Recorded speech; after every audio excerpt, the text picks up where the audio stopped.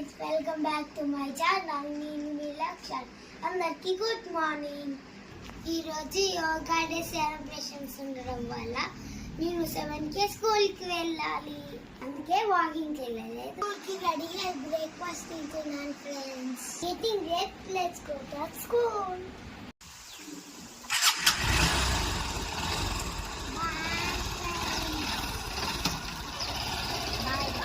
This is my first day of school. స్కూల్లో yoga day ఉండడం వల్ల పేరెంట్స్ని లోపలికి అలౌ చేశారు. ఇదే నా క్లాస్ రూమ్. మీకు నచ్చితే కామెంట్ చేయండి. నాకైతే చాలా బాగా నచ్చింది.